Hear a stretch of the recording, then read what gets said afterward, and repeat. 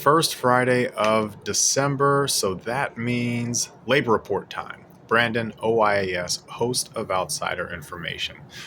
So these are getting increasingly more difficult to just kind of sift through. We're not getting government data like we have been. That's a whole different story, and we are becoming more reliant on private data. ADP is the one that is the most consistent. It is pretty reliable in terms of the numbers, but like with everything, difficult to really put a push pin on the exact trends and patterns. You just kind of have to infer a bunch of stuff.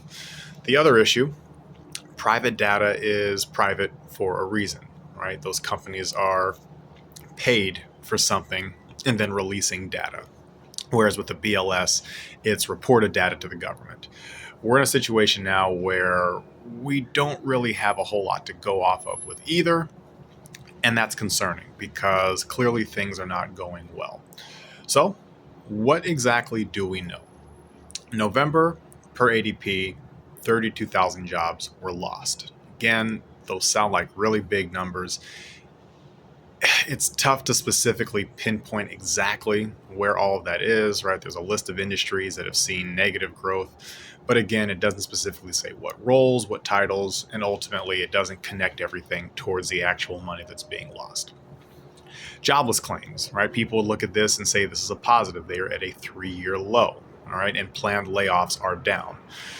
Okay, again, we have to look at some of this with a little bit of nuance. Yes, those things sound good in theory, but right now we are not necessarily in a great spot. There was also a significant wave of layoffs in the summertime and early fall.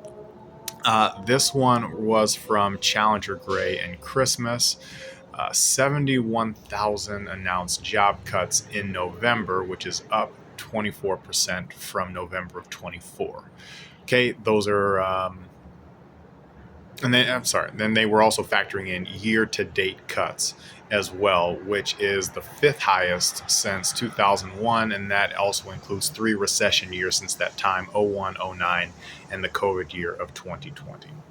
So it's a lot of information that has been made a lot more complicated because we're not getting all of the information. So everybody is basically generating their own reports, their own interpretations. You're going to hear some people cling to the fact that jobless claims are down and planned layoffs are down as, look, things are on the rebound. You will also look at people say we are hemorrhaging jobs in a lot of industries. Things aren't going great, and it's certainly not great when you look at other aspects of the economy. Again, because we are dealing with a lot of private data, really tough to say because private data, private firms releasing this information are being paid by somebody. The question is just who is funding that report coming out. We are about halfway through with all of the seasonal work that is taking place during the holiday season. So usually that kind of levels things off. It also artificially inflates a couple of things.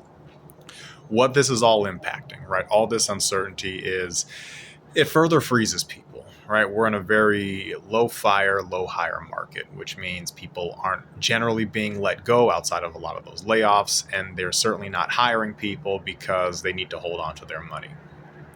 Similar to how most things operate in America, it's very vibes-based and very groupthink-based. And while I don't believe the solution here is all that difficult as it relates to hiring, you get a bunch of these people in a room together and they're all thinking the same thing. We need to just make sure we don't lose any more than we have already lost. Even though when you look at a lot of the biggest entities, they're not really losing anything. They're just not making as much as they once did. But try telling that to people in finance where money is a straight line and you either have it or you don't.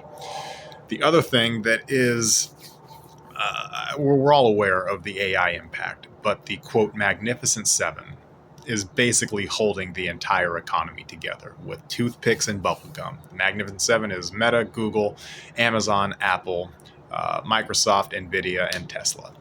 No particular order, although I would probably say NVIDIA is probably at the top of that, given that they are worth north of $4 trillion. But either way, the thing that is the most concerning about this is they're also the ones that are driving some of the biggest job loss, pushing AI and enticing companies to cut costs by replacing people with automation. So I don't know where all that's going to go.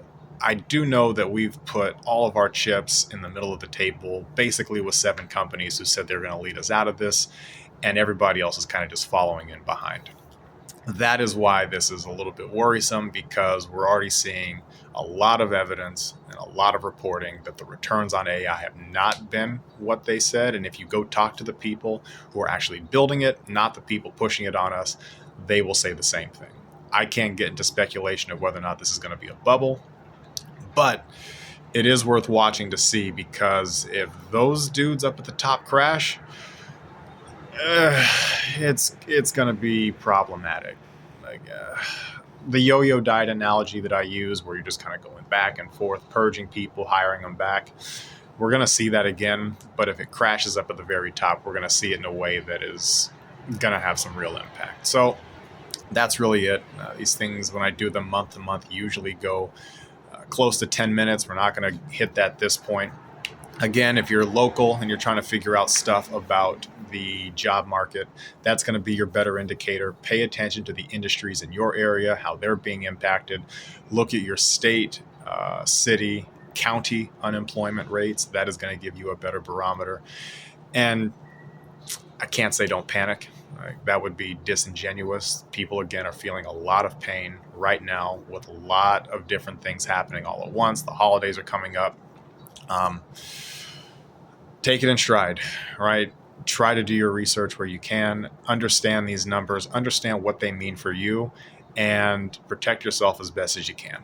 That is the message. So on that, if anything resonates, as always, give a like, subscribe, engage. We cannot save the world with anything that is shared on this channel, but doing my best to not make it a worse place. So if you can, have a good weekend. Stay safe, stay sane. See you next week.